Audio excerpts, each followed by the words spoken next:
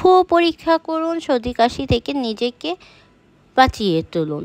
Hello everyone, আসসালামু আলাইকুম। সামনে শীত আসতেছে, সর্দি কাশির পরিমাণ বেড়েই যাচ্ছে, ঘরে ঘরে সর্দি কাশি লেগেই আছে। আর আমার লাইফে তো কত প্যারা চলতেছে।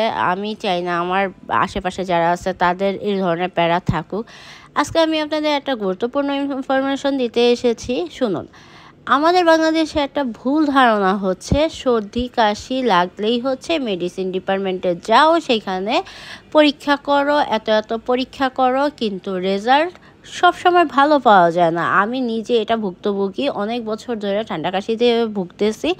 যাই হোক, কারো একজনের মাধ্যমে জানতে পারলাম যে এই মেডিসিন ডিপার্টমেন্ট ছাড়াও বক্ষব্যাধি নামে একটা ডিপার্টমেন্ট রয়েছে, যেটা হাঁচির, কাশি বা হাঁপানি রোগ যাদের রয়েছে তাদের জন্য। যাদের আপনাদের সারা বছর কাশি লেগে থাকে বা মেডিসিন খাওয়ার পরে কিছুদিন ভালো থাকে, তারপর আবার শুরু হয়ে যায়, তাদের জন্য আজকের এই ভিডিওটি। আমাদের একটা টেস্ট রয়েছে, মানে যার মাধ্যমে আপনি ফু দিয়ে হচ্ছে আপনার অ্যাজমা আছে কিনা, হাঁপানি আছে কিনা, অ্যালার্জি জাতীয় হচ্ছে কোনো প্রবলেম আছে কিনা। আপনারা জানেন যে অ্যালার্জির কারণে আমাদের নাক দিয়ে অটো পানি পড়ে, আর সেইটার পরীক্ষা করার জন্যই আমি আজকে এখানে চলে এসেছি। হয়তো বা 100 জনের মধ্যে 99 জন জানেন, একজনও না জানেন। তাদের জন্য এই ভিডিওটি। অনেকেই আছেন যারা এই ব্যাপারটা জানেন না, যাদের সারা বছর কাশি লেগে থাকে, তাদের উচিত এই পরীক্ষাগুলো করার জন্য।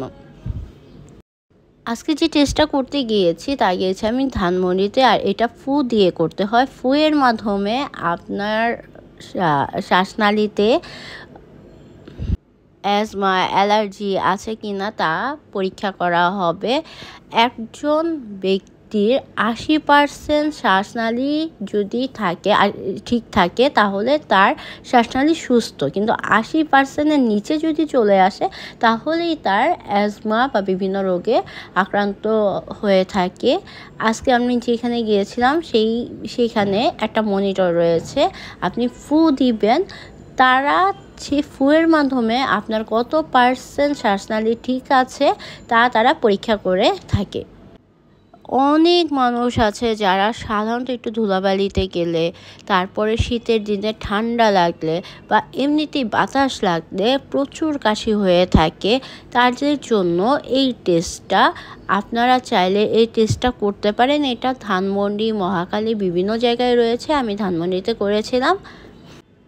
আর যাদের এই ধরনের সমস্যা রয়েছে, তারা ঠান্ডার ওষুধ খেলে একদম বিছানায় পড়ে যায়।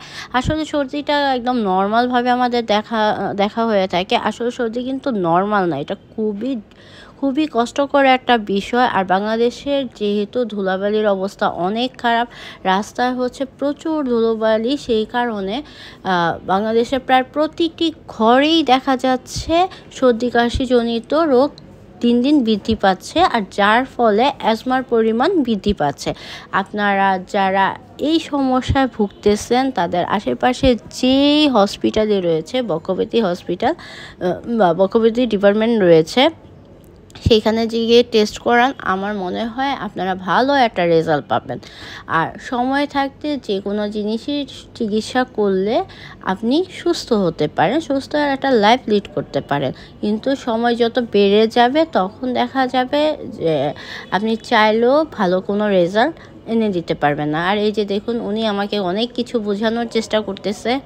আপনার আশেপাশে যাদের এই ধরনের সমস্যা রয়েছে তাদেরকে শেয়ার করে দিতে পারেন, আশা করি তাদের উপকার হবে। সবাই ভালো থাকবেন, আল্লাহ হাফেজ।